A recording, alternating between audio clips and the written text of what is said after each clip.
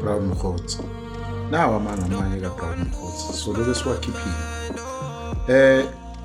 Namhlanje-ke esebuya-ke phela izolo uhambile ethi uyocabanga uma esebuya namhlanje sebeyamkhumbuza ukuthi uke wakhuluma ngemayini uthi isimo sizulu isilo sihlangene neMelika badayisa imayini. Seyachazelwa-ke imayini yamalahla elapha eRichards Bay. Sebeyamchazela-ke u-evidence leader okuyena ohola uCharles ukuthi hayi ndoda lama ngakho fanele wayeke lapha eRichards Bay ayikho imayini ekhona eseduze yamalahla isempumalanga. Kunamalahle asuka empumalanga ahamba ayelapha echwebeni laseRichards Bay bese-ke eyahanjiswa ey'ndaweni ey'ningi emazweni ahlukene. Ayikho imayini laphana kuphela kunechweba lela chweba aliphethwe iMelika noma baka-Israyeli, liphethwe abanye abantu abazimele. Wena uqamba amanga and hey inkosi yethu le uMkhosi phela ube shocked. Kuyasho ukuthi uMkhosi lezi zinto akhuluma ngazo akazazi. Bayamtshela ukuthi ukube uke wayihlupha nje ukuthola noma iresearchana encane ufunde ngaleyo nto ngalela chweba kanye nemayini le yamalahle noma nje uye kuGoogle ubuzoyithola leyo nto ayiqedi ngisho 5 minutes. Hey uMkhosi wathi thina ayasiyezi leyo nto elokishini sihlale khoneni nje bese siyiqalela izitori zethu. uMkhosi-ke lo nezitori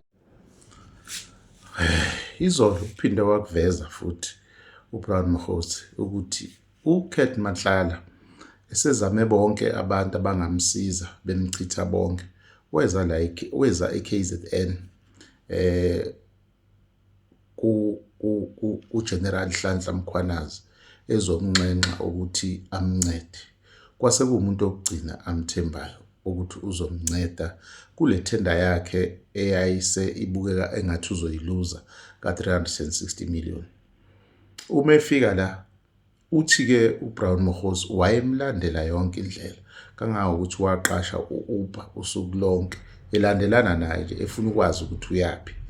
Uthi wayephethe isikhwama-ke lapho owasinika uNhlanhla Mkhwanazi uGeneral. Mabembuza ukuthi wayekuphi wathi wamyela emzini wakhe uKurt Matlala uyela uGeneral Nhlanhla Mkhwanazi emzini wakhe uyomnika le mali eyiyona amgwazela ngayo ukuze amnxenxele ithenda yakhe ingakhanselwa. Kukuphi nendawo Mr Brown Mkhothi emzini kaGeneral? Seyasho ukuthi hayi kusendaweni ekuthiwa iseMhlanga Ridge.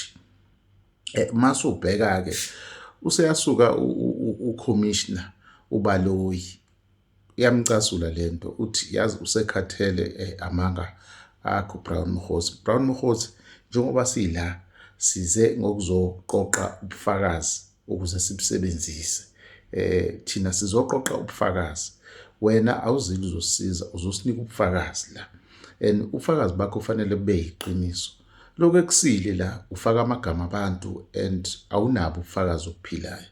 Njengamanje uqamba amanga uthi wena umzi kaNhlanhla Mkhwanazi useMhlanga Ridge kodwa uNhlanhla Mkhwanazi wayephambi kwaleli komiti wasitshela ukuthi umuzi wakhe useHillcrest.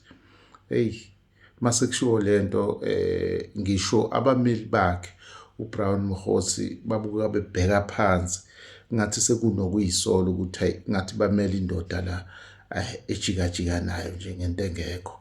Maningi amangakhe ngeza nami njoba sishilo-ke sathi lensizwa iyinsizwa enamanga but iquba neqiniso ayilazi amanga phakathi kweqiniso. Ake sizwe elinye iqiniso layo elishilo izolo. Ithe lensizwa-ke uBrown lekhathi bethola ithenda uVusmus Kurt Matlala bayihlukanisela ake siqale la le ndaba. Kunensizwa lapha eNorth West yeSulumane ebizwa nguSuleiman Karim icomrade le-ANC lokuqina and umngani wepresident yethu uCyril Ramaphosa. Le ndoda le inama-shares enkampanini iMedicare 24 le eyathola ithenda enkulu ka360 million ka-Enovusmus Kurt Matlala. Ekhathi uVusumuthi Kurt Mahlala ethola imali engango-2.5 million, wathatha u-1.5 million wawunika leya nsizwa leya ekuthiwa uKarim, umngani wepresident. Leya ndoda ekuthiwa uKarim kunemali eyayikhipha kuleyo mali engazi ukuthi isamba esingakanani, yayinika uMorgan Mahangane. Uyamkhumbula uMorgan?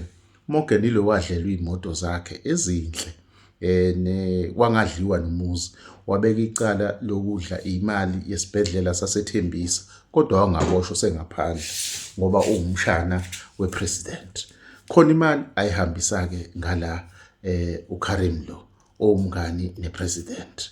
Iqiniso-ke lelo elivunywayo ngoba buyavela ubuqiniso bakho kwalento eshiwo uBrown Mokgotsi kuma-akhawunti kushintshwana ngezimali.